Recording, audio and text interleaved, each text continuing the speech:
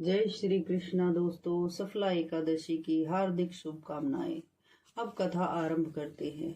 श्री युधिष्ठिर बोले, हे भगवान, आप पौ मास के कृष्ण पक्ष की एकादशी का व्रत का नाम क्या है? इस दिन कौन से देवता की पूजा करनी चाहिए?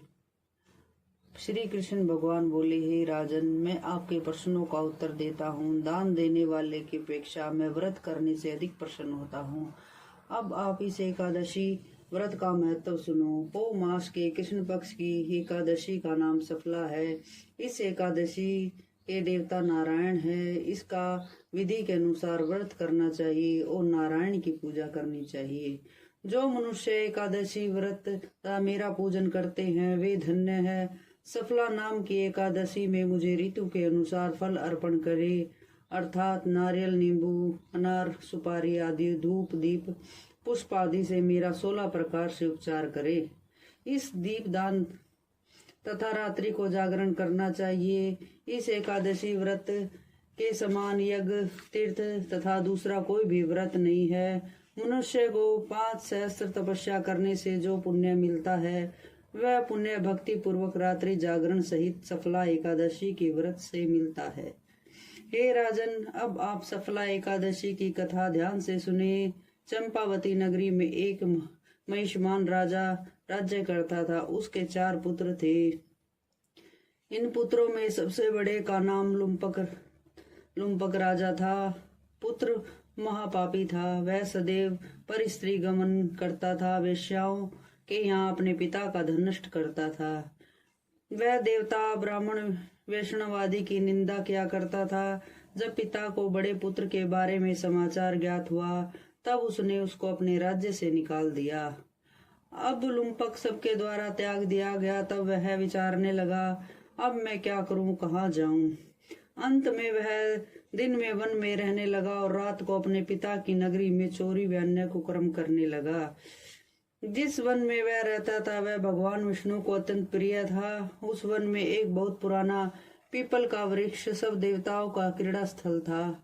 उसी वृक्ष के नीचे लुम्पक रहता था। कुछ दिनों के पश्चात पौ मास के कृष्ण पक्ष की 10वीं के दिन वस्त्रहीन होने के कारण शीत में मूर्छित हो गया। रात्रि को न सो सका और उसके हाथ पैर अकड़ गए। उसे दिन वह रात्रि बड़ी कठिनता से व्यतीत हुई, परंतु सूर्य नारायण के उदय होने पर भी उसकी मूर्छा न खुली।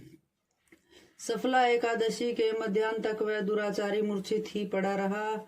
जब सूर्य की गर्मी से उसे होश आया तब वह अपने स्थान से उठकर वन में भोजन की खोज के लिए चल पड़ा।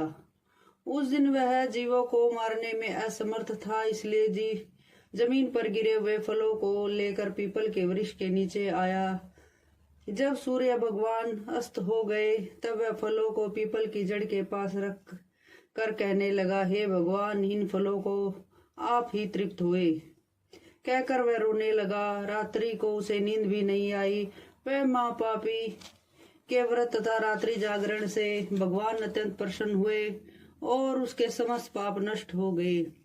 प्रातः ही एक दिव्य घोड़ा अनेकों सुंदर वस्तुएं से सजा और उसके सामने आकर खड़ा हो गया और आकाशवाणी हुई कि हे राजा पुत्र, भगवान नारायण के प्रभाव से तेरे समस्त पाप नष्ट हो गए हैं।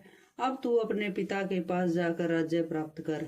लुम्पक ने जब ऐसी आकाशवाणी सुनी तो वह अत्यंत प्रसन्न हुआ और भगवान आपकी जय हो ऐसा कहता हुआ वह सुंदर वस्त्रों को धारण कर अपने पिता के पास पहुंच गया। उसने संपूर्ण कथा कह सुनाई। पिता ने अपना राज्यभार उसको सौंप दिया और वन को रास्ता ले लिया। तब लुम्पक शास्त्र अनुसार राज्य करने लगा। उसके स्त्री पुत्र आदि परम भक्ति भाव से पूजा करने लगे। वृद्ध अवस्था होने पर वह अपने पुत्र को गद्दी दे भगवान का भजन करने के लिए वन में चला गया और अंत में विष्णु लोक को गया। भक्ति पूर्वक जो मनुष्य एकादशी का व्रत करते हैं वे अंत में मुक्त पाते हैं। जो मनुष्य भक्ति पूर्वक सफला एकादशी का व्रत नहीं करते वे पूंछ और सिंह से रहित पशु तुल्य है। सफला एकादशी का मातम का पाठ व श्रवण से अश्वमेध यज्ञ का फल मिलता है। बोलो श्री कृष्ण भगवान की जय हो।